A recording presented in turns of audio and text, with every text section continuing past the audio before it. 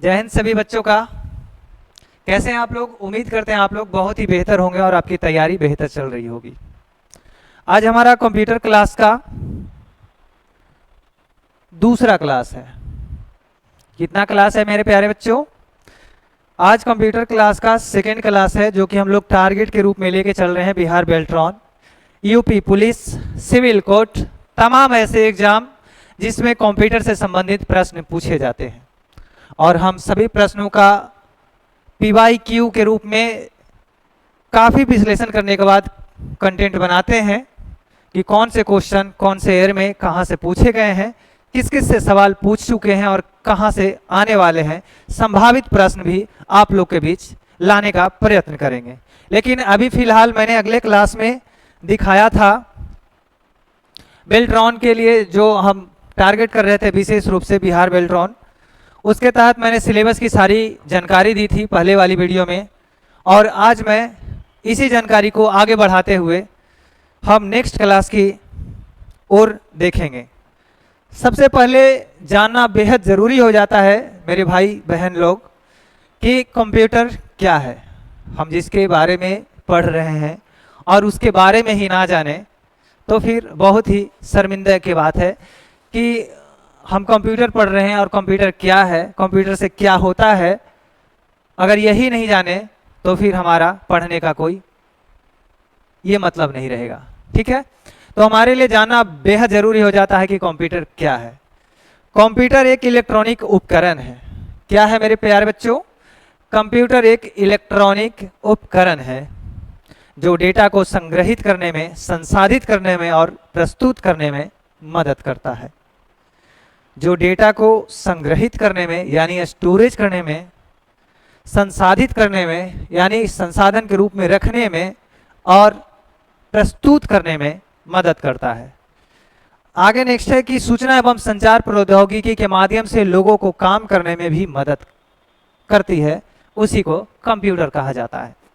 कुल मिलाकर के कहें तो कंप्यूटर वो इलेक्ट्रॉनिक डिवाइस है जिसके माध्यम से हम किसी चीज़ को टाइप करते हैं, उसको टाइप करके रखते हैं फाइल बाई फाइल फोल्डर में, और क्षणिक समय में ही, कुछ ही समय में हमको आउटपुट मिल जाता है, फास्ट काम हो जाता है, जो कि हम पेन और पेपर के जरिए उतने फास्ट नहीं कर पाएंगे। कुल मिला के कंप्यूटर उसी को कहते हैं। ठीक है, कंप्यूटर को देखना और जानना बेहद ज़रूरी हो जाता है, इसलिए हम पहले नंबर कंप्यूटर से आपको परिचय कराएंगे। सबसे पहले ये देख लीजिए, हम अभी ये पैनल बोर्ड है एजुकेशन का, ठीक है, जिसमें हम पढ़ने और पढ़ाने में मदद करते हैं। ठीक है, तो ये पूरी जो डायग्राम देख रहे हैं ये हमारे कंप्यूटर का विंडोज 10 इसमें डाला हुआ है। अगर विंडोज 10 की प्रॉपर्टीज देखना हो तो सीधे अपने माई कंप्यूटर वाले फोल्डर में जाइए। ठीक है, यहाँ से दिस पीसी पे क्लिक कीजिए, कनेक्ट कीजिए। ठीक है, और इस पे आप अपना प्रॉपर्टीज में चले जाइए।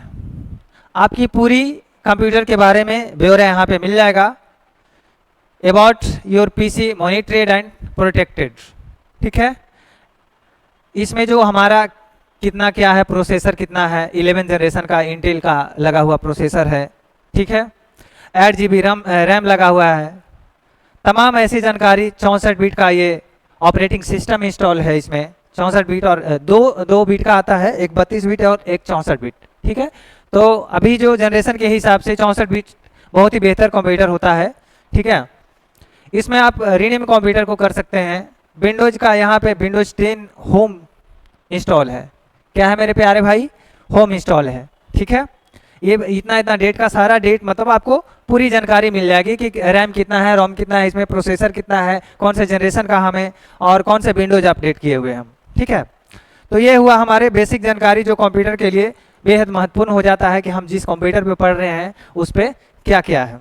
बाकी सारे जो फोल्डर देख रहे हैं आप, इसको फोल्डर बोला जाता है, फाइल या फोल्डर। ठीक है, हम कोई भी न्यू फोल्डर बनाने के लिए हम क्लिक किए हुए रहते हैं या माउस का राइट क्लिक करते हैं, उसके बाद इतना सारा ऑप्शन आता है जिसमें हम न्यू वाले ऑप्शन पे चूज करते हैं। ठीक है, न्यू वाले चूज करने के बाद फोल्डर आता है ऑप्शन, आप यहाँ पे एक न्यू फोल्डर पे आ गए हैं मेरे प्यारे बच्चों।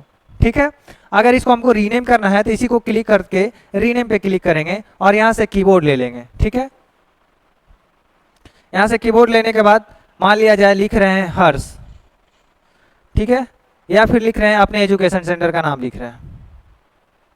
रीनेम किया मैंने, यहाँ से बाकी चीज़ों को हटाया, यहाँ से शिफ्ट के साथ कैप्स ऑन कर देते हैं हम, टोटल सब बड़ा में लिखाएगा TGE द ग्लोबल एजुकेशन, ठीक है, TGE द ग्लोबल एजुकेशन। चाहते हैं कि हम ये फोटो को इसमें डाल दें, सीधे ड्रैग करके यहाँ डाल सकते हैं और हमारा ये फोल्डर बनके तैयार है। इसी को मैंने कहा कंप्यूटर एक वैसी चीज़ है, वैसी उपकरण, इलेक्ट्रॉनिक उपकरण है जो डेटा को संग्रहित करने में, संसाधित करने में, ठीक है, हमने संग्रहित भी किया, संसाधित भी किया और न्यू फोल्डर के जरिए यहाँ पे रख दिया। मेरा बताने का मकसद कुल यहाँ था, ठीक है। इसको बोला जाता है बॉटम बार या टास्क बार, ठीक है, जिसमें हम लोग काम करते हैं, ठीक है।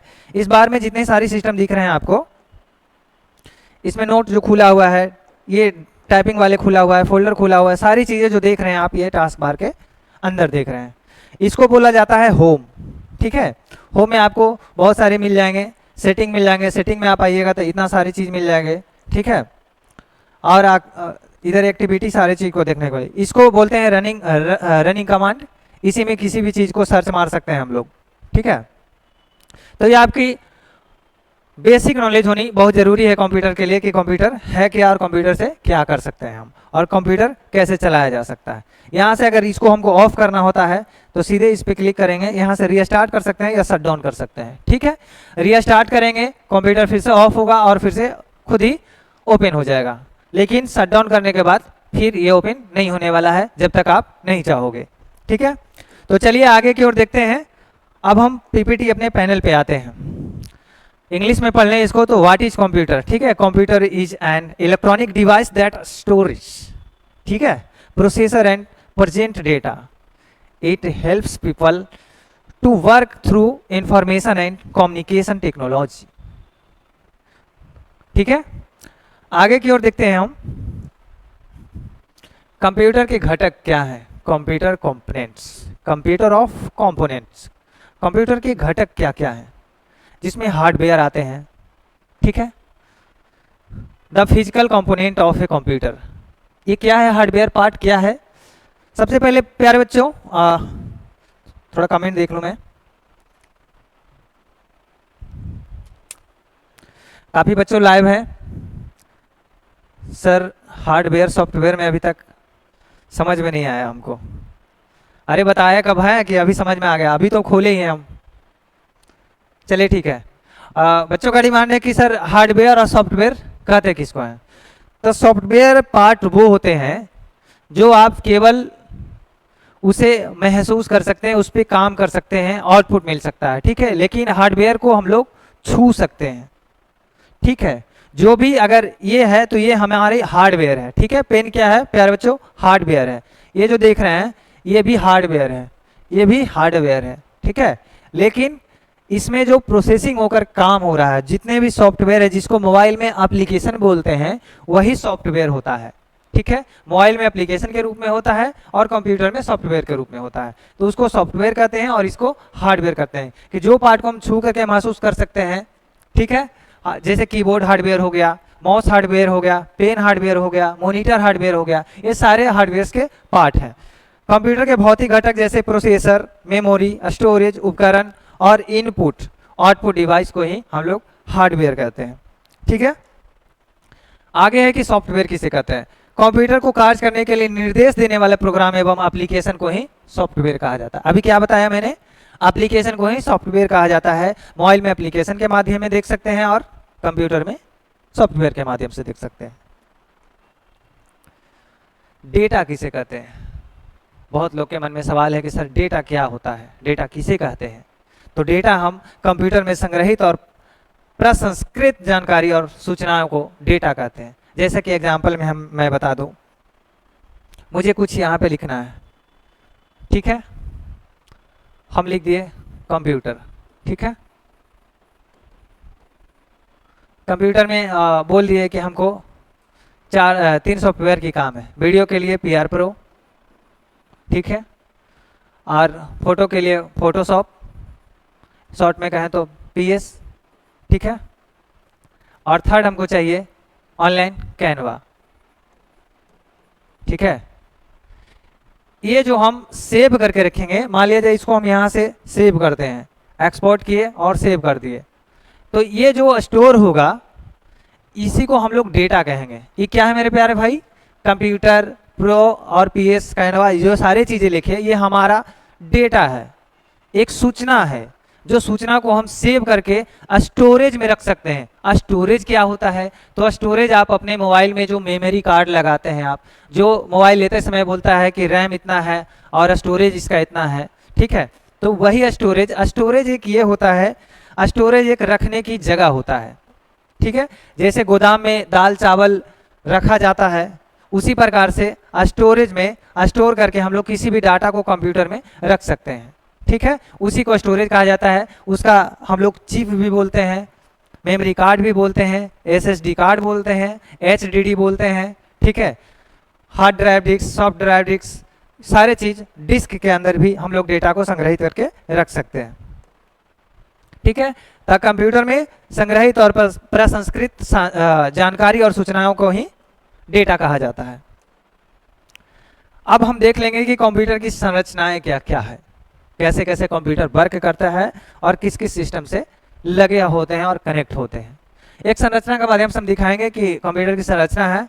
यहाँ पे मेमोरी यूनिट है, यहाँ पे कंट्रोल यूनिट है पूरा, यहाँ पे अर्थमेटिक और लॉजिक यूनिट है। अर्थमेटिक क्या है? जब हम कंप्यूटर में मैथ से रिलेटेड चीज़ों टाइप करते हैं ना, तो वहाँ पे ये क्या वर्क करता है? अर्थमेटिक लॉजिक ही वर्क करता है। अर्थमेटिक के जरिए ही मैथ वाले फार्मूला को हम लोग एक्सेल में चाहे किसी भी डाटा सोर्स में हम लोग उपयोग करते हैं, ठीक है। यहाँ पे हो गया, ये इनपुट डिवाइस हो गया। अब इनपुट किसे कहा जाता है, आउटपुट किसे कहा जाता है? बिल्कुल एकदम बेसिक से एडवांस लेवल तक को आपको ले जा रहे हैं हम, क्योंकि हमारा शुरुआत में ही आप पीपीटी में देख चुके हैं लिखा हुआ कि basic to advance, 0 to advance level तक की होगी। और कौन सा सीरीज था? अब की बार नौकरी हमार, जिकरा में हम रउआ लोग के अगले क्लास में बतैले रहनी है, ठीक। तो आइए देखते हैं ये क्या था। ये इनपुट था और ये आउटपुट था। इनपुट का मतलब ही एंट्री करना होता है।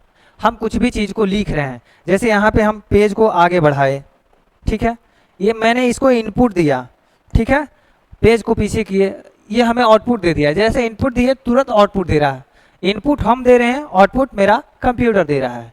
तो इसी को इनपुट और आउटपुट कर रहे हैं। लेकिन अंदर में काम क्या क्या कर रहा है? तो हमारे अंदर में सीपीयू इसके वर्क कर रहे हैं, प्रोसेसर वर्क कर रहे हैं, रैम वर्क कर रहे हैं, जिसको मदरबोर्ड काम कर रहा है। मतलब पूरी एक सिस्टम जो सीपीयू बोलते हैं, कंट्रोल प्रोसेसिंग यूनिट, टोटल मिलाकर के वो काम करके हमको आउटपुट प्रोवाइड कराते हैं। अब जिस प्रकार के हम डाटा दें, मैथमेटिकल दें, नॉर्मल दें, ग्राफिकल दें, एनिमेटेड दें, सारा डेटा को जैसे इनपुट देंगे हमें आउटपुट देने का प्रयास करेगा। ये प्रयास नहीं, आउटपुट देगा ही निश्चित रूप से। जो भी हमने कोडिंग के अनुसार सजाएंगे उस हिसाब से आउटपुट मिलेगा, ठीक है।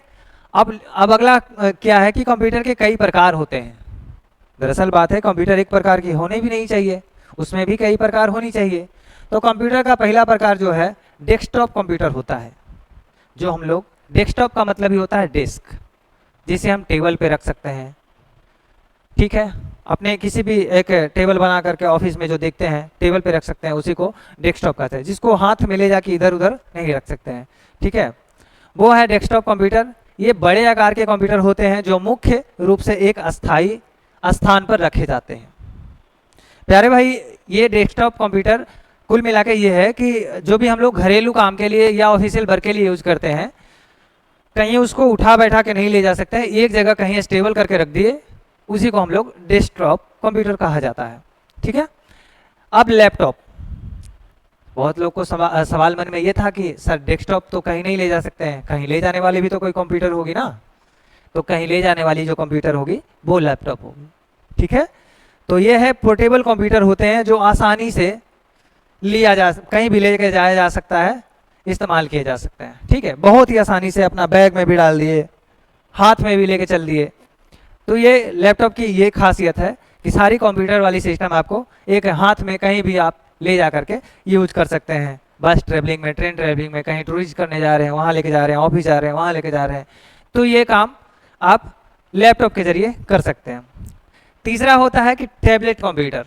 अब आजकल के ये हो गए हैं कि टैबलेट में भी आ गए हैं। विंडोज 10 आप टैबलेट में भी डाल सकते हैं और कंप्यूटर के मजे उठा सकते हैं। इसलिए ये छोटे साइज के होते हैं और आमतौर पे टच स्क्रीन के साथ आते हैं। ठीक है, छोटे वाली आकार का होते हैं। आप लोग जो मोबाइल टैब यूज करते हैं ना, इस प्रकार के होते हैं। यहाँ पे स्पीकर या कैमरा रहते हैं, यहाँ पे आपको एक बटन दे दिया जाएगा, या यहाँ पे बटन भी नहीं होता, साइड में बटन रहेगा। ठीक है, यह स्क्रीन रहेगा पूरा, इसमें विंडोज रहेंगे।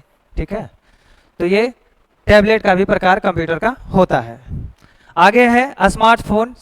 ये हाथ में रखने वाले छोटे कंप्यूटर हैं जिन्हें फ़ोन के रूप में भी जाना जाता है। फ़ोन को भी कंप्यूटर से जोड़ा जा रहा है, इसे भी कंप्यूटर का रूप दिया जा सकता है। क्यों नहीं दिया जा सकता है भाई? क्योंकि सारा काम हम लोग फ़ोन के जरिए ही कर ले रहे हैं आजकल। चाहे वो किसी फॉर्म फिल करना हो, फोटो खींचना हो, प्रिंटिंग करवाना हो, सारा डिजाइनिंग हम लोग मोबाइल के जरिए भी कर ले रहे हैं। तो क्यों ना उसे कंप्यूटर माने, क्यों ना माने? मानना पड़ेगा, क्योंकि वो कंप्यूटर भी क्या है, स्मार्टफोन भी एक कंप्यूटर का रूप है। हम कंप्यूटर नहीं मान सकते हैं, लेकिन रूप मानने में हमें कोई दिक्कत नहीं है। चलिए आगे देखते हैं, सर्वर क्या है। बहुत बार आप लोग ने सुना होगा कि सर्वर डाउन हो गया। सर्वर डाउन हो गया, इसका क्या मतलब? सर्वर होता क्या है?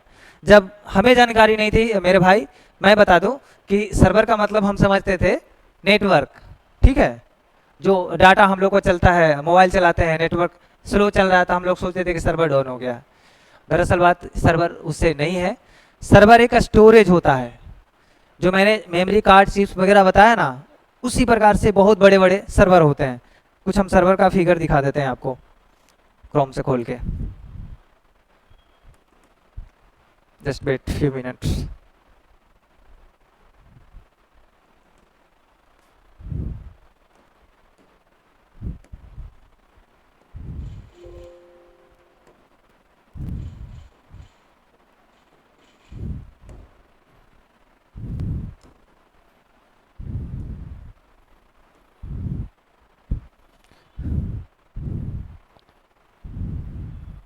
चलिए, ये जो सारी फिगर देख रहे हैं आप, ये सर्वर रूम का है।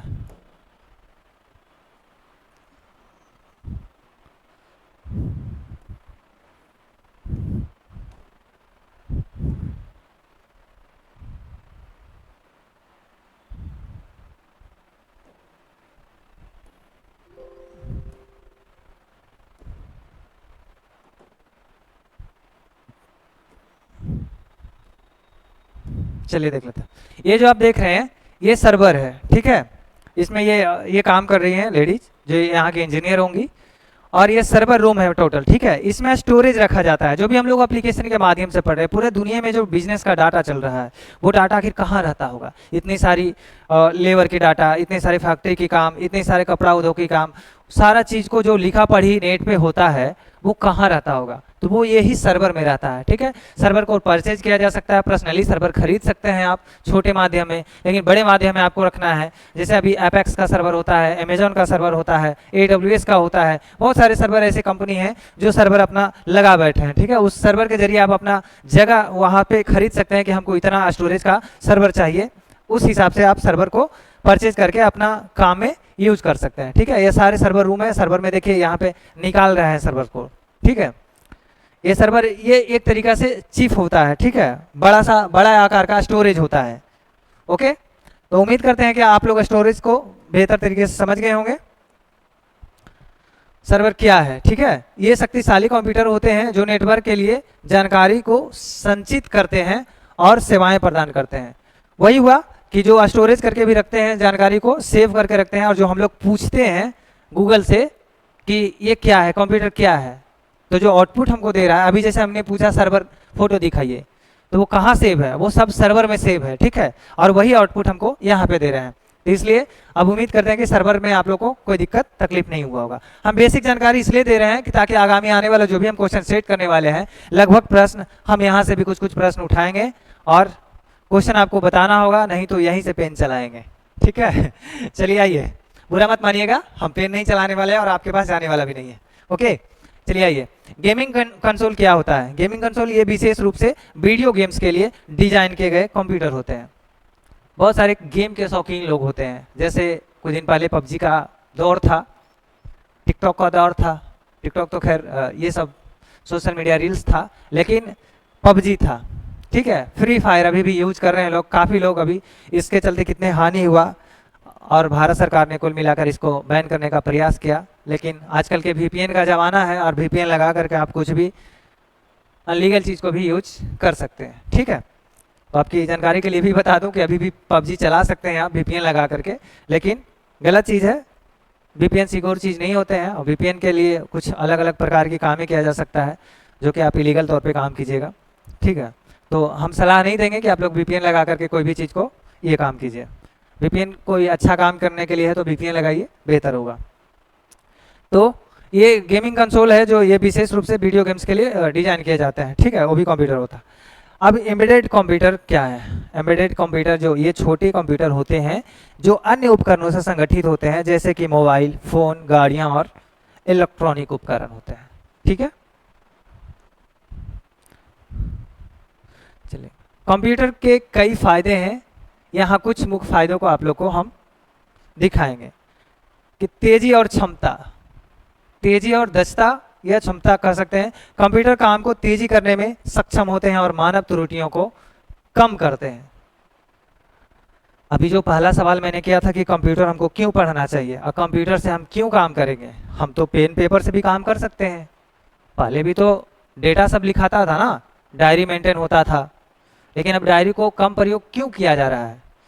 क्योंकि इसमें हम लोग कोई भी काम को सबसे पहले तो जल्दीबाजी में कर लेते हैं, फास्ट में काम कर लेते हैं। हमको अगर एक पन्ना पूरा राइटिंग लिखने में 10 मिनट का टाइम लगता है, ये राइटिंग लिखने में अगर हम बोल के, इसमें सबसे पहले तो बोल के टेक्स्ट लिख सकते हैं। अब इतने सारे एआई टूल्स आ गए हैं, ठीक है, एआई इतने सारे टूल्स आ गए हैं कि मत कहिए कि छोटे से बड़े बड़े काम छोटे मिनटों में हो जाते हैं। अगर हमको कोई स्लाइड पीपीटी बनाना है, एक बार गाँव में जाकर के लिख दिया हमको कंप्यूटर संबंधित स्लाइड चाहिए, वो पूरी 10-20 से पेज में स्लाइड आपको मिल जाएगा। ये कहिए कि मन पसंदीदा स्लाइड नहीं मिलेगा, लेकिन उसमें आप कुछ मॉडिफाई कर सकते हैं, हिंट जरूर मिल जाएगा, ठीक है। तो इसलिए कंप्यूटर का काम तेजी करने में ये सबसे बहुत बड़ा महत्वपूर्ण है कंप्यूटर का। और प्लस में त्रुटियां, जो हम लोग मानव अपने दिमाग से कुछ अगर काम करते हैं तो बहुत सारी गलतियां होने की संभावना बहुत ज़्यादा रहता है, लेकिन कंप्यूटर बहुत से कम मतलब त्रुटि निकालेगा, बाकी पूर्ण रूप से सही निकालेगा सूचनाएं, ठीक है। संचार क्या है? कंप्यूटर संचार को बढ़ाते हैं, वो email, chat, webcam, social media आदि के माध्यम से लोगों के बीच संचार को आसान बनाते हैं। क्या बोल रहे हैं प्यारे बच्चों? संचार क्या है? तो संचार, कंप्यूटर संचार को बढ़ाते हैं, कंप्यूटर ही संचार को बढ़ाते हैं। कैसे कैसे माध्यम में? वो ईमेल के माध्यम में, चैट के माध्यम में, वेबकैम, सोशल मीडिया के माध्यम में। इसका मतलब समझ में नहीं आ रहा है सर, ये सब स्लाइड लेके आ गए हैं और आप स्लाइड करते जा रहे हैं। तो प्यारे बच्चों, मैं सीधे आंखों में डालकर बात कर लूँ कि संचार एक ऐसा माध्यम है कि जो पहले चिट्ठी लिखते थे हमारे पूर्वजों लोगों ने कहीं मैसेज भेजने के लिए, वो डाक पोस्ट ऑफिस के द्वारा भेजते थे, तब वहाँ 10 दिन के बाद जाता था, और आज हम फोन पे ही बाबू सोना कर ले रहे हैं। समझ में आ रहा है? इसी को संचार कहते हैं कि संचार का साधन कंप्यूटर इतना तेज बना दिया है कि आज आप बेड पे सोए सोए हाय हेलो कैसे हैं, आप कैसे हो, मन नहीं भरा तो वीडियो कॉल घुमा लिए, हाय बाबू, हाय सोना, सब कुछ हो रहा है, ठीक है। अब पता चल गया कि ज़्यादा बाबू सोना के फेरा में रह गए आप, तो फिर आपकी मोई मोई हो जाएगा, ठीक है। तो मोई मोई होने से लिए बचिए। और यहाँ देखिए कि संचार का उपयोग कंप्यूटर अगर हमको बनाया है, सरल बनाया है, तेज बनाया है हमको संचार का माध्यम, तो हम उसको सही यूटिलाइज करें और सही कामों में प्रयोग करें। संचार के माध्यम से आप हमें अभी देख पा रहे हैं, नहीं तो आपको देखने के लिए हमारे ऑफलाइन सेंटर में आना पड़ता, लेकिन आज आप अपने घर से देख रहे हैं, आप अपने जगह से देख रहे हैं। वो एक संचार का माध्यम है जो आप हम यहाँ कंप्यूटर और कैमरे के जरिए आप तक पहुँचा रहे हैं कंटेंट को, और आप घर बैठे मोबाइल के जरिए देख रहे हैं। तो ये माध्यम संचार का था। बहुत लोग को लगता होगा कि सर पीपीटी लेके आ गए हैं, कुछ आता नहीं है, बस यहाँ अंडरलाइन लगा करके और पार कर रहे हैं। तो ऐसे कुछ नहीं है, आपको जो सवाल मन में आता है हमसे डायरेक्ट कीजिए, हम हर सवाल का जवाब देंगे, क्योंकि मैं संचार का माध्यम आपको क्लियर रूप में समझा दिया, वो भी अपने नॉलेज में, अपने बेसिक बोलचाल की भाषा में, कि आप जो बाबू सोना करते हैं बस संचार का वो माध्यम है कि आप जल्दीबाजी में कर ले रहे हैं, इतनी फास्ट कंप्यूटर के जरिए संचार बन गया है, ठीक है। तो उम्मीद करते हैं कि संचार अच्छे से समझ में आ गया होगा। तीसरा पॉइंट है संग्रहण और विवरण। संग्रहण और विवरण, कंप्यूटर डेटा को संग्रहित करने, विवरणीकरण करने और उसे प्रतिबंधित करने में मदद करता है। संग्रहण और विवरण क्या है, तो पहले ही बता चुके थे, संग्रहण ही स्टोरेज है, स्टोरेज ही चिप है, हार्ड ड्राइव डिस्क है, सॉफ्ट ड्राइव डिस्क है, ठीक है। तो ये सारी चीज जो है, हम लोग जो मेमोरी कार्ड में गाना वीडियो रखते हैं, फोटो रखते हैं, जो बोलते हैं स्टोरेज फुल हो गया डिलीट मारो, तो स्टोरेज यही फुल होता है। तो संग्रहण का मतलब वही होता है स्टोरेज, जहाँ पे हम चीज़ों को रख रहे हैं। फोटो क्लिक किए, सेल्फी ले लिए, ठीक है, रील्स देख लिए, 10 गो डाउनलोड कर लिए, वो कहाँ स्टोर हो रहा है, वो स्टोरेज में हो रहा है, संग्रहण में हो रहा है, ठीक है। उसका विवरणीकरण करने में, उसे प्रतिबंधित करने में मदद करता है। कौन करता है? कंप्यूटर करता है, ठीक है। तो कंप्यूटर का भी क्या हम बता रहे हैं, कंप्यूटर के फायदे बता रहे हैं। पहला फायदा, तेजी और क्षमता, दक्षता पूरी भरपूर मात्रा में, संचार को फास्ट करना इसी का माध्यम है। तीसरा फायदा, संग्रहण और विवरण करने में, स्टोरेज को रखने में, और विवरण से तुरंत टाइप करो फलना वीडियो हम कहाँ रखे। कोई भी मान लिया फोल्डर बनाते हैं आप लोग फोटो का, शादी वाला फोटो का फोल्डर बना दिए हम, कहीं घूमने गए वहाँ का फोल्डर बना दिए, ठीक है। अब जैसे ही फोटो सर्च मारेंगे शादी वाला फोटो, सीधे आपको शादी वाला सारा फोटो दिखा देगा। तो वो किसके माध्यम से? वो संग्रहण के माध्यम से दिखाएगा आपको कि आप संग्रहित अच्छे ढंग से किए, फोल्डर अच्छे ढंग से बनाए, वही विवरण को आप दीजिएगा, आपको तुरंत आउटपुट मिल जाएगा। नहीं तो पता चला कि शादी का 3000 फोटो है, आप स्क्रॉल करते जा रहे हैं, उसमें मैं कहाँ हूँ। अब इतने अच्छा आ गया है कि आप उसको, आपको गोल गोल चेहरा आपको गैलरी के नीचे दिखाई दे देगा। बढ़िया बढ़िया फोटो चूज करके एक मेन पॉइंट पे आपको डाल देगा यहाँ पे, ठीक है। आप यहाँ से भी डायरेक्ट क्लिक करके आप देख सकते हैं फोटो को कि मैं यहाँ पे कौन हूँ, ठीक है। तो इसलिए अब संग्रहण और विवरण भी आपको अच्छे तरीके से समझ में आ गया होगा। अगले नेक्स्ट पॉइंट है संवेदनशीलता। क्या है मेरे प्यारे बच्चों? संवेदनशीलता। कंप्यूटर लोगों का गहरी और व्यापक जानकारी तक पहुंचने में मदद करता है, जो उन्हें एक नए विचार और विचार का संचार करने में सक्षम बनाता है। कुल मिलाकर ये कहूँ कि कंप्यूटर एक इतनी तेज, मतलब कंप्यूटर लोगों का गहरी और व्यापक सोच प्रदान करता है, जहाँ तक हम लोग सोच नहीं पा रहे हैं। अभी बैठे बैठे हम लोगों ने अभी सर्वर को आप लोग को दिखा दिए। कैसे दिखा दिए? क्योंकि हम लोग जो सोच नहीं सकते थे वो चीज़ हम लोग यहाँ पे देख पा रहे हैं। समझ में आ रहा है प्यारे बच्चों? नहीं तो अभी हमको सर्वर देखने के लिए सर्वर रूम जाना होता, जो कि हम लोग के लिए बाध्य होता और हम लोग देख नहीं पाते। लेकिन आज हम फोटो के माध्यम से, नेट के माध्यम से, संचार के माध्यम से और कंप्यूटर के माध्यम से सीधे देख पा रहे हैं हम। तो इसीलिए कंप्यूटर का जीवन में बहुत बड़ा महत्व होता है। जितने दाल भात रोटी खाने से जीवन का महत्व है, उतने पढ़ाई में, एजुकेशन में कंप्यूटर पढ़ने का भी एक अलग ही महत्व है। क्योंकि आजकल जो जमाना चल रहा है, बिना कंप्यूटर का आप कुछ प्रमोशन नहीं ले पाइएगा। अगर मान लिया कोई सरकारी जॉब में आप कार्यरत हैं, अगर वहाँ कंप्यूटर संबंधित कार्य हो रहा है, आपको कंप्यूटर की जानकारी नहीं है, तो आप कंप्यूटर से संबंधित अगर आपको प्रमोशन होने वाला है तो आपका प्रमोशन रुक जाएगा, क्योंकि आप कंप्यूटर का नॉलेज नहीं ले चुके हैं। तो इसलिए इतनी ज़रूरी है जितनी आपको होनी चाहिए, और इसकी ज़रूरतों को समझिए और इस पर विचार करते हुए आगे क्यों हम बढ़ते हैं। तो संवेदनशीलता यही है कि कंप्यूटर लोगों को गहरी और व्यापक जानकारी तक पहुंचने में मदद करता है। जैसे हम उसके बारे में अगर जानना चाहेंगे कि सर्वर और क्या होता है, उसमें क्या क्या पार्ट्स होते हैं, क्या क्या होते हैं, उसके डीपली ज्ञान हम कंप्यूटर के जरिए ले सकते हैं। इसलिए कंप्यूटर के हम इतने सारे फायदे बताए कि तेजी से संचार है, संग्रहण और विवरण कर सकते हैं। संवेदनशीलता इसका यही रहा। नेक्स्ट पॉइंट देखेंगे प्यारे भाई कि क्रिएटिविटी। क्रिएटिविटी क्या है कि कंप्यूटर लोगों को नई और अभिनव रचनात्मक सोच पैदा करता है, ठीक है, प्रोत्साहित करता है, करने में मदद करता है, जिसके डिजाइन, लेखन, गतिविधियां, विकास होता है इसमें। अब कुल मिलाकर के कहें तो किसी बच्चों का अगर राइटिंग नहीं बनता है, ठीक है, लेकिन कंप्यूटर अगर हम लिखते हैं तो कंप्यूटर अपना राइटिंग बना लेता है। उसका कोई भी राइटिंग, आप कई प्रकार का फॉन्ट चूज कर सकते हैं, जिसमें यहाँ पे बोला कि डिजाइनिंग, लेखन और गतिविधियों में कई प्रकार की गतिविधियां ऐसा होता है कि जो आप लिखने में, कोई भी चीज़ों का डिजाइन करने में, जैसे हमने यहाँ पे फोटो लगाया, इसके बैकग्राउंड रिमूव किया, यहाँ पे हर सर लिखा हमने, यहाँ पे सारी चीज़ को अच्छे से डिजाइन किया, तो वो क्या है? ये क्रिएटिविटी है। हमारा क्या फ़ायदा है कंप्यूटर का? तो क्रिएटिविटी भी एक फ़ायदा है कि हम इतने अच्छे तरीके से डिजाइन करके आप पीपीटी प्रोवाइड करवा रहे हैं, जो आपको देखने में अच्छा लग रहा है और समझने में भी अच्छा लग रहा है। हमने यहाँ पे रेड कलर क्यों किया? क्योंकि इसको पॉइंट बनाना था। इसको ब्लैक कलर क्यों किया? क्योंकि आपको ये पूरी चीज़ को समझना था। तो ये हो गया क्रिएटिविटी। तो बेहद ज़रूरी हो जाता है कि कंप्यूटर के क्या फ़ायदे हैं, और ये सारे फ़ायदे हम लोग देख रहे हैं। शिक्षा, कंप्यूटर से शिक्षा भी लिया जा सकता है, जो अभी हम आपको दे रहे हैं, वो शिक्षा के माध्यम में ही दे रहे हैं। इसका यह है कि कंप्यूटर शिक्षा के क्षेत्र में भी महत्वपूर्ण भूमिका निभाते हैं, जैसे कि ऑनलाइन पाठ्यक्रम, शिक्षकों के लिए संसाधन और छात्रों के लिए संदर्भित सामग्री। क्या क्या मेरे प्यारे बच्चों, ऑनलाइन पाठ्यक्रम।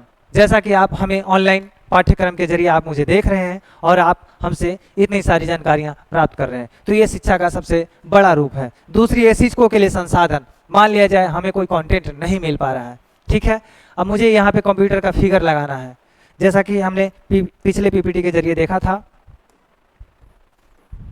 मैं दिखा दूं,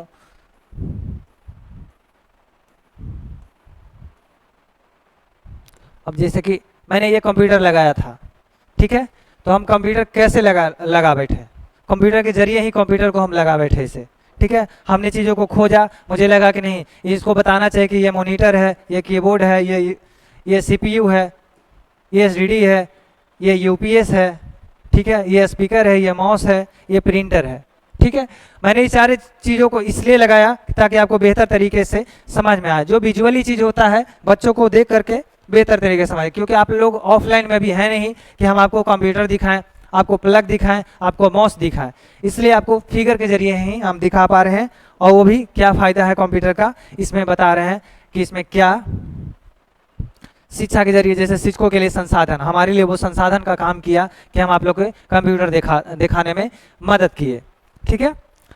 और छात्रों के लिए संदर्भ ज्ञान, ठीक है, संदर्भित ज्ञान या सामग्री, बहुत सारे सामग्री, जैसे कि आप लोग को कॉलेज का नोट्स बनाना होता है, या चाहे तो उसकी प्रयोगशाला वाले सारे सिस्टम बनाना होता है, तो आप खुद से सोच नहीं पाते हैं, वो चीज़ को आप गूगल पे डालते हैं कि गूगल हमें ये चाहिए, हमें वो चाहिए, आपको वो सारी चीज़ दे देता है।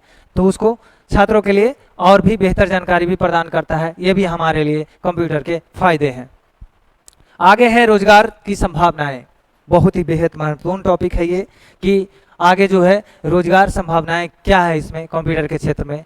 तो भाई रोजगार ही रोजगार है। अगर आप कंप्यूटर सीख लेते हैं तो आपको कभी बेरोजगारी से जूझना नहीं पड़ेगा, और वो भी अच्छे खासे जॉब मिलेगा। एसी वाले रूम में बैठ के आप काम कर पाएंगे। कोई भी कंप्यूटर आपको झोपड़ी या ठेला या कहीं पे लगा के नहीं दे सकता है। जब भी आपको कंप्यूटर मिलेगा तो एक बढ़िया सा ऑफिस मिलेगा आपके लिए, एक राउंडिंग कुर्सी मिलेगा, एसी लगा रहेगा, पंखा लगा रहेगा, मतलब संसाधन की हर चीज़ मिलेगा, सुख सुविधा एकदम ऐश मौज के साथ आप ड्यूटी कर पाइएगा। ये हमारे रोजगार की सबसे बड़ी फायदा है। आगे हम देख लेते हैं इसमें पॉइंट क्या क्या कवर किया गया है। कंप्यूटर के उपयोग से लोगों को नौकरी, ठीक है, मैंने पहली बार नौकरी की बात बताया। आय के संभावनाएं, पैसे कमाने की संभावनाएं। एक बात बता दूं मैं कि मैं अगले क्लास में भी बताया था कि अगर आपके पास पैसे हैं तो लोग पूछेंगे कैसे हैं, ठीक है। इसलिए पैसे की अहमियत इतना दीजिए कि जितना आप अपने जीवन में और किसी चीज़ को ना दिए होंगे, ठीक है। तो पैसा कमाना बहुत ज़रूरी है मेरे भाई, ठीक है। अगर आपके पास पैकेट में पैसे हैं तब ये लोग पूछेंगे कैसे हैं, नहीं, अन्यथा कोई पूछने वाले नहीं है, चाहे वो घर, आपके परिवार, आपके दोस्त, चाहे यार। क्योंकि आजकल के दुनिया मतलबी हैं, ये मानना पड़ेगा कि मतलबी हैं। आपको मतलब के लिए लोग याद करेंगे, नहीं तो फिर क्यों करेंगे। किसके पास इतना फुर्सत टाइम है, और जिसके पास टाइम है वो निकम्मा है समझो। तो जिसके पास समय का कोई ज्ञान नहीं है, कोई समय का यूटिलाइज सही तरीके से नहीं कर पा रहा है, तो वो उसको आप निकम्मा में सीधे घोषित कीजिए। क्योंकि जिसके पास सही समय का सही ज्ञान नहीं है वो इस दुनिया में कुछ कर नहीं पाएगा। अगर आप मेरे से अभी पढ़ रहे हैं, हम अभी आपका समय ले रहे हैं, आपका समय दे रहे हैं हम, तो कहीं ना कहीं हम आपका सही समय का सही प्रयोग करवा रहे हैं। अन्यथा किसको सोना अच्छा नहीं लगता है, किसको घूमना अच्छा नहीं लगता है, किसको ऐश करना अच्छा नहीं लगता है, लेकिन आप ऐश कब कर पाइएगा, जब आपके पैकेट में कैश होगा। इसलिए पैसे की अहमियत बहुत ही ज़रूरी है मेरे प्यारे भाई। अगर आपके पास पैसे आ रहे हैं आपको पूछने वाला 1000 मिल जाएंगे, आपके परिवार मिल जाएंगे, आपके दोस्त मिल जाएंगे, आपके यार मिल जाएंगे। तो चलिए हम आगे की ओर देखते हैं कि जैसे वेब डेवलपमेंट, सॉफ्टवेयर डेवलपमेंट और डिजाइनिंग के में अब क्या क्या कह रहा है कि रोजगार की संभावनाएं किस किस क्षेत्र में बहुत ज़्यादा है। जैसे अभी हमें टाइपिस्ट की सख्त ज़रूरत है। अगर आप लोग के बच्चे में, आप लोग में जो भी टाइपिस्ट हैं अच्छे खासे, जिनका टाइपिंग स्पीड 30 है इंग्लिश हिंदी का, वो हमसे संपर्क डायरेक्ट कर सकते हैं इस नंबर के जरिए। मैं नंबर लिख दूँ यहाँ पे,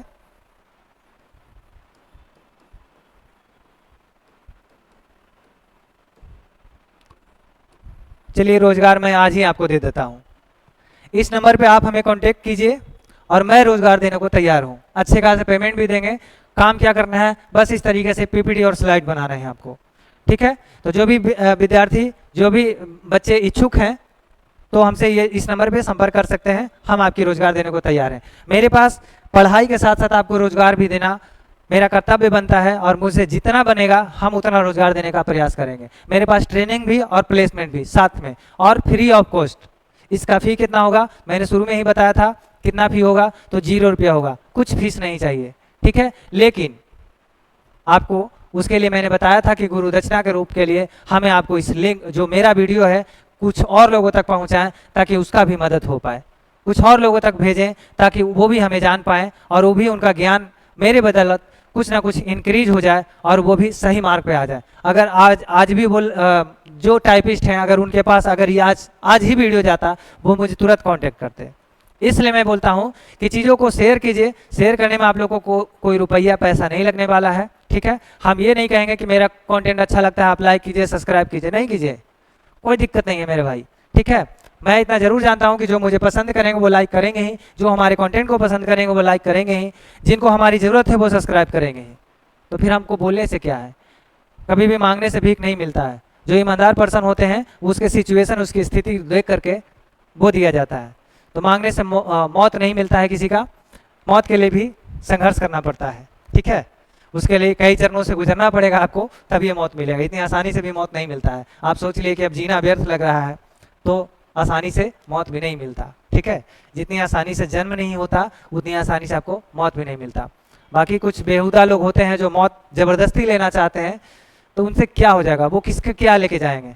आप लोग के भी कभी मन में ऐसा कभी सिचुएशन आए, घर परिवार से टेंशन हो जाए, कभी ये सब गलत चीज़ें मत सोचा कीजिए आप लोग, ठीक है। जीवन मिला है, उसको अच्छे तरीका से जिएंगे और संघर्ष करके जिएंगे। जीवन ही संघर्ष है, ठोकर लगते रहता है, होश आते रहता है, ठोकर लगते रहेगा, होश आते रहेगा।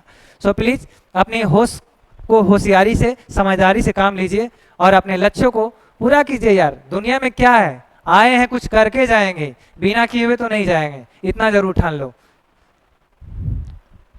एक बच्चे बोल रहे हैं सर आप पढ़ाते बहुत अच्छे हैं और साथ साथ मोटिवेट भी बहुत अच्छे करते हैं, आप हमारे दिल की बातों को बोलते हैं। तो मैं शुरुआत क्लास में ही बोल दिया था कि हम भी आप जैसे स्टूडेंट ही हैं, ठीक है। और एक स्टूडेंट के नज़रिया से ही आप लोग को हम देख रहे हैं। अपनी स्थिति के अनुसार जो मैंने चीज़ों को झेला है वो कभी आप लोग को नहीं झेलने देंगे हम। इसलिए कंप्यूटर का हम सब्जेक्ट इसलिए ले गए हैं कि कंप्यूटर इस दुनिया में बता रहा हूँ मैं कि एक ऐसा सब्जेक्ट बन चुका है कि आप इसको अगर सीख जाते हैं तो आपको कभी भी नौकरी की दर दर भटकना नहीं पड़ेगा। अगर आप कंप्यूटर का ज्ञान नहीं लेते हैं तो मुझे लगता है कि आप अगर 100 इंटरव्यू दीजिएगा आपको 1% सेलेक्ट होने के चांस है। लेकिन अगर कंप्यूटर सीख लेते हैं और 100 को इंटरव्यू दीजिएगा, 100 का 100% आपको कन्फर्म है कि आपको उस इंटरव्यू से बुलाया जाएगा कि हाँ आइए, आप कंप्यूटर सीखे हुए, आपके पास अच्छे ज्ञान है, आप ये काम कर लीजिएगा, तो आइए मेरे पास, ठीक है। इसलिए कंप्यूटर की महत्व दीजिए आप लोग और अच्छे ढंग से पढ़ाई कीजिए। आगामी आने वाले में जो भी एग्जाम के जरिए हम सेट प्रैक्टिस ला रहे हैं उसमें बेहतर क्वेश्चन को हम डालेंगे और उस सेट भी आप लोग लगाइए, बहुत ही बेहतर कंटेंट रहेगा। चलिए तो आगे क्या था, रोजगार की संभावनाएं में बता रहे थे कि कंप्यूटर का उपयोग लोगों को नौकरी और आय के संभावनाएं में मिलती है, जैसे कि web development, software development, designing में, ठीक है। तो वेब डेवलपमेंट क्या हो गया, वेबसाइट को हम लोग डेवलप करते हैं। अब मान लिया हमें द ग्लोबल एजुकेशन का हमें एक वेबसाइट बनाना है, तो www.theglobaleducation.com, ठीक है। ये साइट बनाने के लिए हमको उसको एक डोमेन खरीदना पड़ता है, उसके डेवलपमेंट करना पड़ता है, ठीक है। पूरी 01 का कोडिंग जो होता है, कोडिंग के जरिए हम लोग वेबसाइट को डेवलप कर पाते हैं। तो यही बोल रहे हैं कि वेब डेवलपमेंट में, सॉफ्टवेयर डेवलपमेंट में, वही वेब डेवलपमेंट हो गया, सॉफ्टवेयर डेवलपमेंट, जैसे एप्लीकेशन बनवा रहे हैं हम अपने नाम का, द ग्लोबल एजुकेशन के नाम का, तो वो हमारी क्या हो गया, सॉफ्टवेयर डेवलपमेंट हो गया। डिजाइनिंग हो गया, जो अभी हम नंबर दिए वो हम किस लिए बुला रहे हैं, आप लोग को डिजाइनिंग करने के लिए बुला रहे हैं। कंप्यूटर के क्या फायदे हैं, सारे जो डायग्राम देख रहे हैं आप लाल पट्टी में देख रहे हैं, ये सब क्या हो गया मेरे प्यारे बच्चों, ये डिजाइनिंग हो गया। आगे है कि कंप्यूटर का इतिहास बहुत पुराना है और इसमें कई महत्वपूर्ण घटनाएं शामिल है। यहाँ कंप्यूटर के महत्वपूर्ण मोमेंट्स की कुछ चर्चित घटनाओं का एक संक्षिप्त इतिहास है, ठीक है। पहला क्या है, हिस्ट्री ऑफ कंप्यूटर में हम बताने जा रहे हैं कि अंकगणितीय उपकरण। कंप्यूटर का इतिहास उन्हीं दिनों से जब मानव के पहली बार अंकगणितीय परिकल्पनाओं को बनाना शुरू किया गया था। एक वर्ष, ठीक है, एवाकस है कि एक प्राचीन अंकगणितीय उपकरण है जो लगभग 2500 ईसा पूर्व में चीन में विकसित हुआ था। एवाकस का जो अंकगणितीय परिकल्पनाएं हैं जो 2500 ईसा पूर्व में ही चीन में डेवलप हुआ था। ठीक है। दूसरा है कि धाक किनी मशीन। ठीक है। 19वीं शताब्दी में चार्ल्स बेबेज ने धाक किनी मशीन का डिजाइन किया जो कि अंकगणितीय कार्यों का स्वचालित रूप से करने में मदद हुआ था। तीसरा है एनियक। ये विश्व का पहला इलेक्ट्रॉनिक डिजिटल कंप्यूटर था। विश्व का पहला इलेक्ट्रॉनिक डिजिटल कंप्यूटर था जिसे 1946 में एवर्ट आई स्टेनली जॉन प्रोफेसर थे ये और मॉकली ने विकसित किया था। ठीक है। आगे देख लेते हैं ट्रांजिस्टर। ट्रांजिस्टर का कब निर्माण हुआ था? पहले बड़े बड़े ट्रांजिस्टर के जरिए ही कंप्यूटर को क्रिएट किया गया था। अब तो छोटे छोटे ट्रांजिस्टर आ गए हैं, छोटे छोटे कीट में इतनी छोटी छोटी चीज़ें देख रहे हैं, वो सारे चीज़ें। नहीं तो पहले बड़े ट्यूबलाइट के जैसे ट्रांजिस्टर बनाया जाता था। ठीक है। तो ट्रांजिस्टर क्या था? 1947 में विलियम शॉकली ने, जॉन बर्डी ने और वाल्टर ब्रेने ने पहला ट्रांजिस्टर विकसित किया था जो कि कंप्यूटर तकनीकी प्रकृति के लिए महत्वपूर्ण था। प्यारे बच्चों, ट्रांजिस्टर का एक अहम ही भूमिका था कंप्यूटर में कि अगर ट्रांजिस्टर नहीं होता तो शायद कंप्यूटर का विकास नहीं हो पाता, क्योंकि इसी के जरिए सारा डाटा, इंफॉर्मेशन से लेकर हर चीज को डिजाइन किया गया था। ठीक है। जस्ट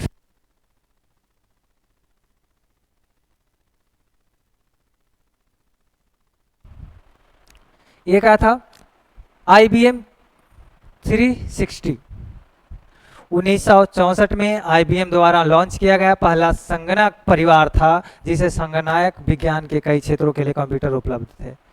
ये पीसी क्या था? Personal computer. 1970 के दशक में पीसी की शुरुआत हुई। पर्सनल कंप्यूटर पीसी की शुरुआत कब हुई मेरे प्यारे बच्चों? वो 1970 के दशक में पीसी की शुरुआत हुई जिसने व्यक्तिगत उपयोग के लिए कंप्यूटर को आम बनाया था। वो अपने व्यक्तिगत उपयोग के लिए आम बनाया था। IBM एक प्रमुख योजनाएं हैं।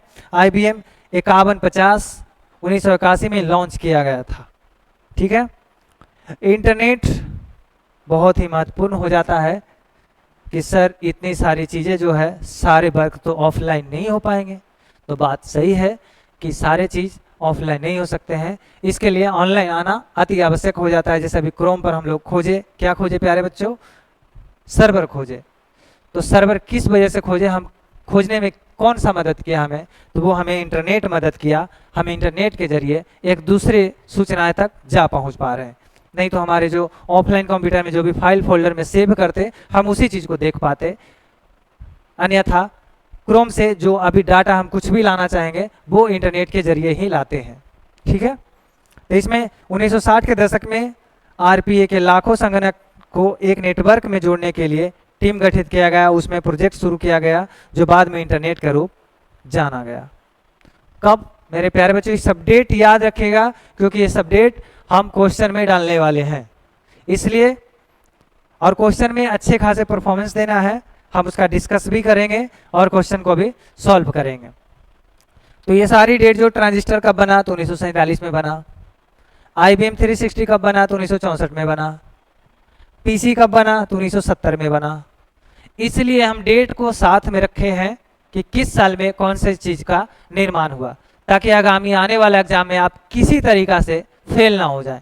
हम आपको पूर्ण रूप से प्रिपेयर करके रखेंगे ताकि सवाल किस तरीका से भी हो, सवाल तो आप ही फोड़िएगा कि तू मांझी है रे, जब तक तोड़ेगा नहीं तब तक छोड़ेगा नहीं। इसी दौर पे जैसे मांझी द माउंटेन फिल्म में बोला था अखबार छापने वाले लोग, जो अखबार छापने वाला था व्यक्ति, वो बोला था कि मांझी जी अखबार छापना इतना आसान होता है क्या? बड़ा प्यार से बोला था कि मांझी जी अखबार छापना इतना आसान होता है क्या? तो मांझी जी जवाब दिए थे कि पहाड़ों तोड़ने से मुश्किल होता है क्या? तो प्यारे बच्चों, बात सही है कि अखबार छापना आसान नहीं होता है, लेकिन पहाड़ तोड़ना भी इतना आसान नहीं था। जिस दौर में छेनी हथौड़ी से पूरे पहाड़ को तोड़ करके पूरे गांव के लिए रास्ता बना दिए, आप उस दौर के व्यक्ति को सोचिए कि वो मानव नहीं महामानव व्यक्ति थे। तो क्या हम लोग एक एग्जाम को फोड़ नहीं सकते हैं? फोड़ेंगे। हमारे में है उतनी क्षमता कि हम एग्जाम कंट्रोलर को भी क्वेश्चन बनाने पे मजबूर कर देंगे। इतनी ज़बरदस्त तैयारी रखेंगे अपने आप में कि वो क्वेश्चन किसी तरीका से पूछे, सवाल की जवाब तो आप ही करोगे। तो चलिए आगे देखते हैं। इसलिए हम आपको पूर्ण रूप से प्रिपेयर कर रहे हैं कि आप बेहतर तरीके से इसको अपनी मजबूती के साथ तैयारी रखिए कि आगे कितना भी तूफान आए हम उस तूफान में उड़ नहीं जाएं, बाकी डट के सामना करें। तो डट के सामना आपको इसी तरीके से करना होगा जो मेरा स्ट्रेटजी था 8 घंटे वाले। 8 घंटे पढ़ाई करना है, 8 घंटे सोना है और 8 घंटे खेलना कूदना है। इंजॉय करते हुए अपने लाइफ को जीना है भी और पढ़ाई को भी चलाना है, लेकिन ज़्यादा इंजॉय में नहीं डूबना है क्योंकि अभी का मज़ा बाद में सजा का रूप ले सकता है। और अधिकतरों लोग का ज़िंदगी बर्बाद हुआ है। हम सभी लोग को ये एक सूचना देना चाहेंगे कि भाई बहन लोग जितना भी हैं, जो भी एक दूसरे के संपर्क में हैं, एंटरटेन कीजिए, उसको एक्सप्लेन मत कीजिए अपने लाइफ में, ताकि जो अभी महत्वपूर्ण समय चल रहा है वो फिर लौट के नहीं आने वाला है। तो हम चाहते हैं कि इस समय को आप सही तरीके से यूज करें और सही प्रक्रिया में अपने पहले मुकाम को हासिल कर लें, फिर प्यार मोहब्बत बहुत अच्छा लगेगा। ठीक है, इसलिए जो भी लोग पढ़े हैं अभी प्यार मोहब्बत के चक्कर में, तो हम चाहेंगे कि उतना ज़्यादा समय ना दें हर चीज़ों पे। अगर उस तरीके जो ज़्यादा समय लेने वाले हैं सीधे माना कर दीजिए, नौकरी के बाद मिलते हैं तुमसे, हम याद करना होगा करना, नहीं तो फिर बाय बाय। इसलिए पहले सफलता की प्राथमिकता दीजिए। यार प्यार मोहब्बत तो होना ही है। अगर आपके पास पैसे हैं तो फिर एक नहीं आप 10 से प्यार करोगे, 10 मोहब्बतें आ जाएगी।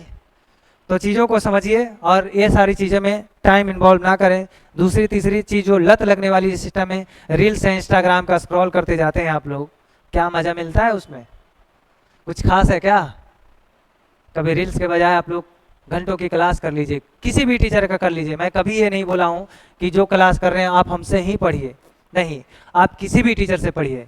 सारे टीचर अपने आप में बेस्ट होते हैं, हम किसी भी टीचर का बुराई नहीं कर सकते हैं, क्योंकि हम भी बड़े बड़े टीचर के साथ काम कर चुका हूँ, बड़े बड़े प्लेटफॉर्म पे पढ़ा चुका हूँ। तो मुझे इतना ज़रूर अनुभव हो गया है कि हर टीचर अपने आप में वन होते हैं, लेकिन स्टूडेंट वन नहीं बन पाते हैं। इसलिए नहीं बन पाते हैं क्योंकि उन्हें भरोसा नहीं होता है टीचर पे।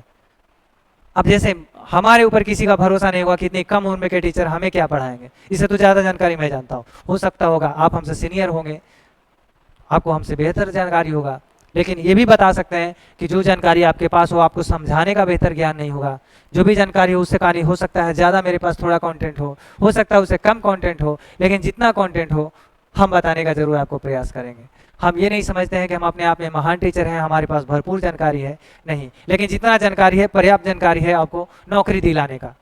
तो हम वादा करते हैं कि सीरीज का इसलिए नाम रखे थे कि अब की बार नौकरी हमारी, इसी बार, हम बार बार की बात नहीं कर रहे हैं, इसी बार नौकरी हमारी की बात कर रहे हैं। और इस बार ही अगर 6 मंथ हमारे साथ रह गए तो हम वादा करते हैं आपको रोजगार हम दिलाने में मदद करेंगे। सरकारी दिलाओ या प्राइवेट दिलाओ, प्राइवेट नहीं होता है, हम दिलाएंगे आपको रोजगार। मेरे पास भी कई प्रकार की टीम है, टेक्निकली टीम से लेकर के हर चीज़। कंप्यूटर के क्षेत्र में निश्चित रूप से आपको हम जॉब दिलवाने वाले हैं, चाहे वो प्राइवेट हो या सरकारी हो। तो चलिए, टेंशन नहीं लेना है, पढ़ाई तन मन से कीजिए, अभी रोजगार के फेरा में रहना भी नहीं है। ठीक है, नौकरी करो तो सरकारी, नहीं तो बेच लो भैया तरकारी। ठीक है, सरकारी क्या है, सरकारी में थोड़ा सा दिक्कत यह है कि आप ब्रांच में जाके सोए भी रहोगे ना यार, पेमेंट तुम्हारा बनते रहेगा, लेकिन प्राइवेट में आप सो नहीं पाइएगा, आपकी सुख चैन सब गंवाना पड़ेगा। लेकिन थोड़ी सी सरकारी स्टेबल हो जाता है, मेंटलिटी से थोड़ा गांव समाज में थोड़ा इज्जत प्रतिष्ठा ज़्यादा मिलता है, इसलिए सरकारी को अहमियत देते हैं और देना भी चाहिए। चलिए ठीक है, आइए तो देखते हैं, हम आपको ज़रूर बनाएंगे यार। आइए चलिए, 1964 में IBM 360 का ये हुआ, PC जो बना 1970 में बना, और इंटरनेट हमारा शुरुआत हुआ कब से, 1960 में बनकर तैयार हुआ। ठीक है, आगे है पर्सनल कंप्यूटर की उपलब्धता। पर्सनल कंप्यूटर की उपलब्धता 1980 के दशक में हुआ था। ये पर्सनल कंप्यूटर की उपलब्धता ने लोगों को जीवन को पूरी तरह से बदल दिया। यह उपकरण अब हमारी दैनिक जीवन शैली में अनिवार्य हो गए हैं। प्यारे बच्चों, पर्सनल कंप्यूटर की उपलब्ध इतनी ज़्यादा बढ़ गया 1980 के दशक के बाद कि वो पर्सनल कंप्यूटर की उपलब्धता लोगों के जीवन को पूरी तरह बदल दिया, पूरी की पूरी तरह बदल दिया कि कंप्यूटर के जरिए आज कोई भी वर्क नहीं हो पा रहा है। आप किसी भी डिपार्टमेंट में, पहले हम लोग नौकरी का जब फॉर्म भरते थे, हमारे भैया लोग, हमारे जो सीनियर थे, वो जब फॉर्म भरते थे तो ऑफलाइन में भर के जमा करते थे पोस्ट ऑफिस के द्वारा। उसकी फिर कॉल लेटर आता था, तब एग्ज़ाम देने जाते थे। लेकिन कंप्यूटर की उपलब्धता आज इतना आसान कर दिया है कि आप घर बैठे मोबाइल से फॉर्म को अप्लाई कर देते हैं और एडमिट कार्ड भी मोबाइल में ही डाउनलोड कर लेते हैं और बस प्रिंट आउट निकाल करके एग्ज़ाम देने चले जाते हैं। कितनी आसान हो गया है टेक्नोलॉजी।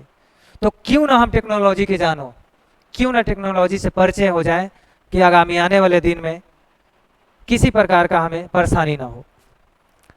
तो ये था जीवन शैली को अनिवार्य कर दिया। अब स्मार्टफोन्स, ये कंप्यूटर का इतिहास के बारे में हम अभी तक चर्चा कर रहे हैं आप लोग के बीच में।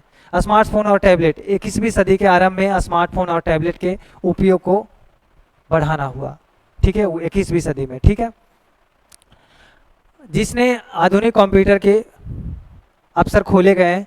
यह संक्षिप्त इतिहास दिखाता है कि कंप्यूटर कैसे मानव समाज में गहरा प्रभाव डाला है और वह तकनीकी प्रगति का माध्यम बन गया है। कंप्यूटर हमारे जीवन में क्या कितना प्रभाव डाला है, वो आपको खुद प्रभाव अभी महसूस हो रहा होगा कि हम यहाँ पढ़ा रहे हैं और आप अपने घर से बैठ के पढ़ रहे हैं। तो ये सारी चीज़ें बहुत ही महत्वपूर्ण हो जाता है। अब हमें जानना बेहद ज़रूरी हो जाता है कि सर ये जो कंप्यूटर बनाए तो बनाए कौन, क्योंकि बनाए इसके लिए हम ये लाइन गलत है कि कंप्यूटर बनाए कौन। तो कंप्यूटर बनाने वाले यही महान गुरु हैं जिनका नाम चार्ल्स बेबेज है, जिन्हें फादर्स ऑफ कंप्यूटर कहा जाता है। कंप्यूटर का पिता किन्हें कहा जाता है? सर जी अभी आप इतने बताया उसके महान व्यक्ति कौन थे, किसने बनाया इस चीज़ों को? तो इन्होंने ही बनाए जिन्हें फादर्स ऑफ कंप्यूटर कहा जाता है, चार्ल्स बेबेज को। चार्ल्स बेबेज का जन्म 26 दिसंबर 1791 को लंदन के एक बैंकर बेंजामिन बेबेज के पुत्र के रूप में हुआ था। एक युवा के रूप में बेबेज बीजगणित में अपने स्वयं के प्रशिक्षक थे, जिसके प्रति उनका गहरा लगाव था और अपने समय के महाद्वीपीय गणित में अच्छी तरीका से पढ़े हुए थे ये व्यक्ति, ठीक है। कंप्यूटर के जनक, जिसका उत्तर है चार्ल्स बेबेज को कंप्यूटर के जनक कहा जाता है। चार्ल्स बेबेज के गणना इंजन कंप्यूटर प्रौद्योगिकी का प्रागैतिहासिक सबसे बड़ा प्रसिद्ध रहा है इनके लिए। कंप्यूटर शिक्षा का पिता कौन है, उसके लिए भी जवाब यही हो जाएगा कि 26 दिसंबर 1791 से 18 अक्टूबर 1871 के एक अंग्रेजी बहुज्ञ, एक बीजगणितीय दार्शनिक, आविष्कारक और मैकेनिकल इंजीनियर बेबेज ने डिजिटल प्रोग्राम में कंप्यूटर की अवधारणा की शुरुआत की। कुछ लोग बेबेज को कंप्यूटर का जनक भी मानते हैं। क्यों नहीं मानना चाहिए, जिन्होंने इतनी महान कार्यों से हम लोग को आज कार्य को आसान कर दिए हैं, तो हमें उन्हें क्यों नहीं कंप्यूटर का जनक मानना चाहिए।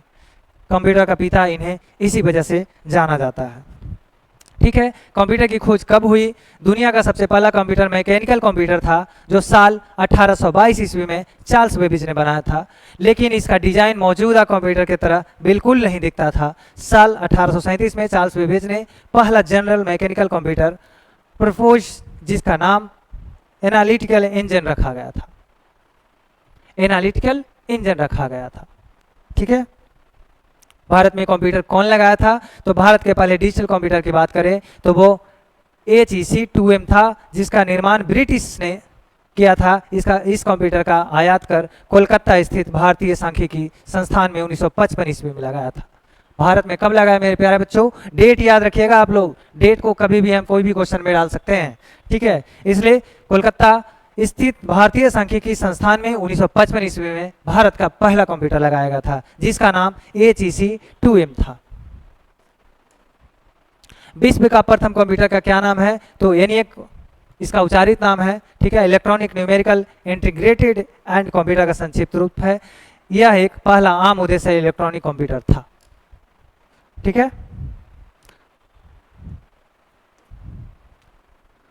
अब बहुत ही महत्वपूर्ण एक लाइन है आप लोग के लिए, जो कि आपको जीवन में एक ऊर्जावान बनाने में मदद करने वाला ये लाइन है।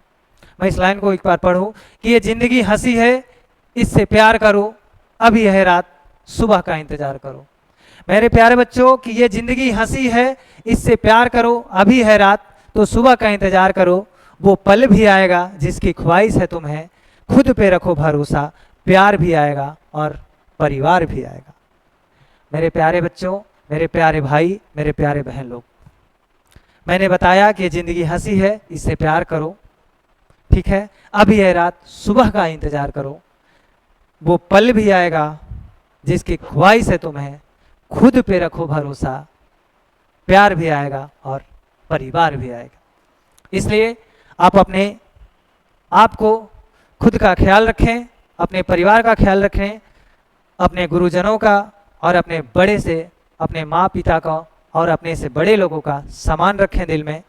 तब तक कर लेते हैं हम विदाई, मिलते हैं अगले ब्रेक, अगले क्लास में। तब तक के लिए धन्यवाद, थैंक यू आप सभी लोगों का। जय हिंद।